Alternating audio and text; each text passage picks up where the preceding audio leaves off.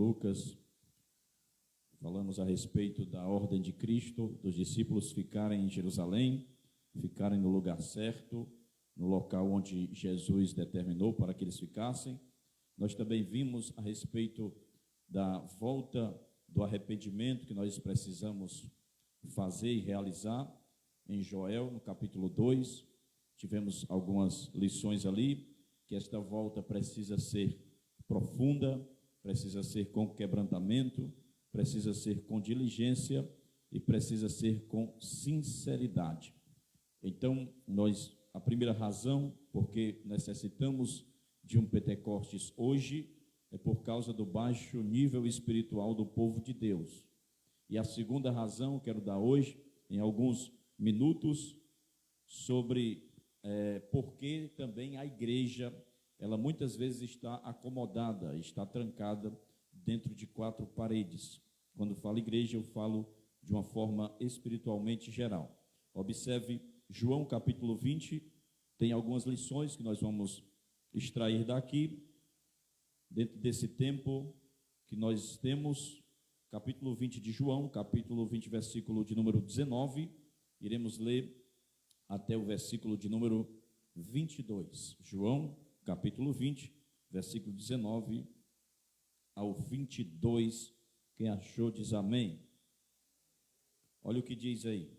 Ao cair da tarde daquele primeiro dia da semana, estando os discípulos reunidos a portas trancadas por medo dos judeus, Jesus entrou, pôs-se no meio deles e disse: Paz seja convosco, ou paz seja com vocês. Tendo dito isto, mostrou-lhes as mãos e o lado. Os discípulos alegraram-se, e quando viram o Senhor, novamente Jesus disse: Paz seja com vocês. Assim como o Pai me enviou, eu vos envio. E com isso soprou sobre eles e disse: Recebam o Espírito Santo. Glória a Deus. Então, aqui nesse capítulo, nessa passagem, nós encontramos discípulos reunidos com as portas trancadas, né? Eles estavam aqui com medo dos judeus. Eles estavam acuados, eles estavam acovardados, paralisados. Eles estavam sem nenhuma ousadia para sair pelas ruas, haviam perdido a coragem para testemunhar. Eles não queriam assumir os riscos do discipulado. Os discípulos, eles não tiveram coragem de assumir que eram de Jesus. Eles intimidaram-se diante das pressões, diante da perseguição. Eles se encolheram sob o manto do medo. Quando nós olhamos para o texto de João, capítulo 20, nesses versículos que eu li aqui com vocês, nós vamos descobrir aqui 4 razões porque esta igreja, representada pelos discípulos, estavam trancados dentro de 4 paredes. A primeira razão está ainda no versículo 19, que diz que no primeiro dia, ao cair da tarde, no primeiro dia da semana, os discípulos estavam reunidos a portas trancadas por medo dos judeus. A primeira razão aqui é o medo. Alguns têm medo das críticas, medo do preconceito, medo da perseguição, medo de ser zombados, medo de assumir que realmente são de Jesus. Por isso, eles acovardam-se como Pedro. Mesmo assim, eles são cheios ainda de arrogância como Pedro. Eles julgam-se melhor que os outros, eles julgam os outros, supervalorizam-se. Eles supervalorizam a si mesmo. Como Pedro, eles começam a seguir Jesus de longe. Eles não têm coragem de abandonar a fé, nem disposição de ir de vez para o mundo. Mas eles também não têm fibra de andar perto de Jesus. Tem pessoas que elas estão nessa situação. Elas nem ficam aqui e nem vai para o mundo direito, ela não sabe o que é que ela faz, mas também ela não tem a fibra de estar perto, de andar perto de Jesus. Ela ainda é dúbia, ela tem 2 pensamentos. está lá fora, ao mesmo tempo está no mundo.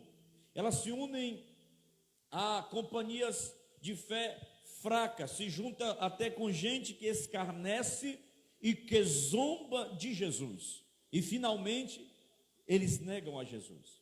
Foi isso que aconteceu com Pedro. E o medo estava acovardando estes discípulos. O medo estava trancafiando eles em quatro paredes, e eles não tinham a convicção, eles não tinham a ousadia de realmente dizer quem eles eram, de revelar a sua identidade. A segunda razão aqui que eles estavam trancados, apesar do medo, era também a ausência da centralidade de Jesus na vida.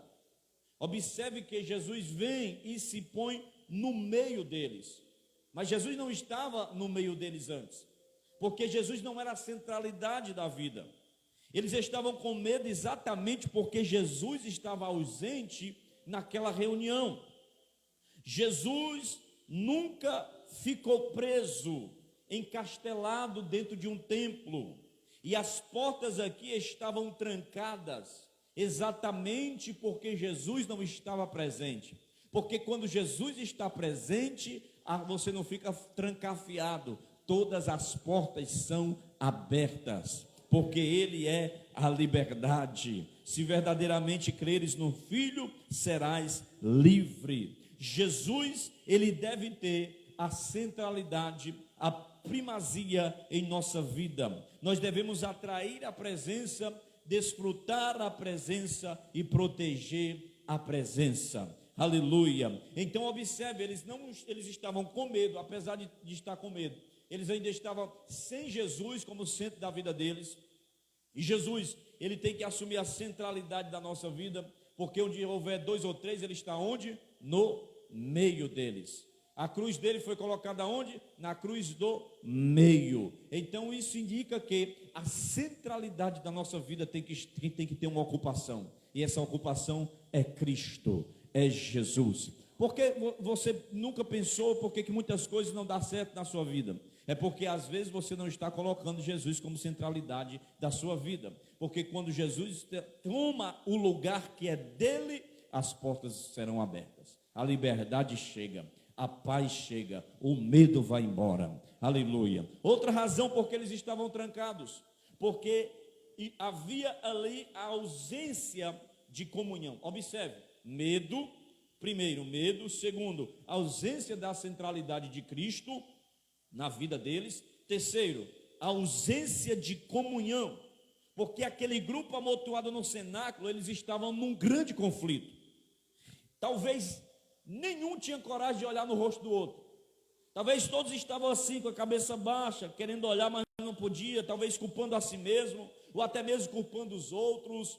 Uma igreja sem comunhão, ela não tem vez e nem voz. Talvez dizendo, mas se não fosse Pedro ter negado, se não fosse Judas ter traído, o culpado foi você que correu, porque todos fugiram. Não tem, uma igreja sem comunhão não tem autoridade para pregar, não tem credibilidade para anunciar as boas novas. Uma igreja sem comunhão, ela está doente, por isso ela precisa de cura, e ela estará inapta para sair das quatro paredes. Hoje eu estava aconselhando alguém que estava com queixa de outra pessoa, e eu aconselhando aquela pessoa, ela ficou com raiva de mim, porque eu disse que ela tinha que pegar a cruz, renunciar a si mesma e liberar perdão. Aí eu não entendo como as pessoas querem viver sem peso na consciência e ficam com o coração pesado, guardando mágoa e guardando rancor, porque sem comunhão nós não iremos longe. Então existia aqui medo, existia ausência da centralidade de Jesus na vida, uma ausência de comunhão. Quarto, eles estavam com a ausência do sopro do Espírito Santo. Aqueles discípulos, eles estavam sem paz, eles estavam sem alegria, eles estavam sem ousadia, eles estavam sem unção, eles estavam secos, eles estavam murchos, estavam vazios, eles estavam congregados, mas Jesus estava ausente, eles estavam juntos, mas estavam com medo. Eles eram até uma comunidade cristã, mas sem o sopro do Espírito Santo. Por isso eles estavam trancados com medo dos judeus. Porque quando perdemos o sopro do Espírito, nós tornamos-nos medrosos. Quando a igreja deixa de ser irrigada pelo Espírito Santo, ela mingua, ela murcha, ela se encolhe. Quando a igreja ela perde, irmão, a plenitude do Espírito Santo, ela intimida-se, ela fica trancada, ela fica com medo, ela fica apática. Só que eu tenho uma notícia: apesar do medo, apesar da ausência da centralidade de Jesus, apesar da ausência da comunhão, apesar da ausência do sopro do Espírito Santo, Jesus chegou.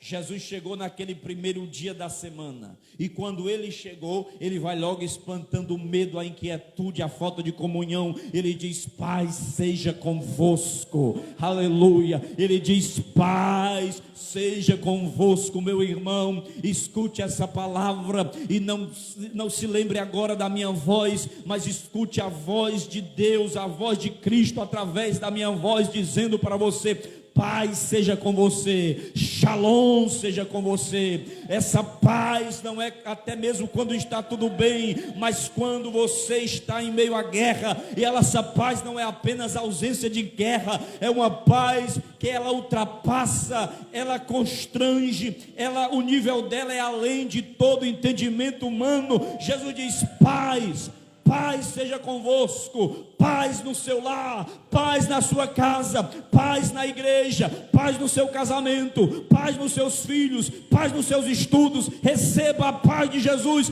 Paz seja convosco. E quando ele chega, a paz chega junto. E ele dá uma ordem: assim como o Pai me enviou, eu vos envio. E ele diz: agora vocês estão retomando aquilo que vocês perderam, porque Jesus assume agora a centralidade. Jesus libera a paz sobre eles. Aí Jesus sopra sobre eles.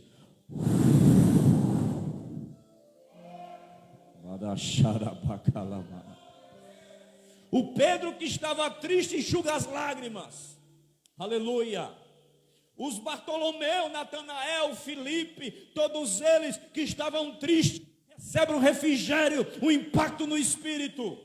E eles têm uma restauração na sua vida. Imagine o clima apático, o clima de depressão que estava ali naquele quarto fechado. Mas quando Jesus chega, ele sopra o Espírito e diz: ei, enxuga as lágrimas, levanta a cabeça, porque há Espírito Santo agora aqui. Eu sopro sobre vocês e vocês vão vencer. O medo vai partir, vocês vão se levantar ousadamente para pregar a minha palavra. Receba o Espírito Santo.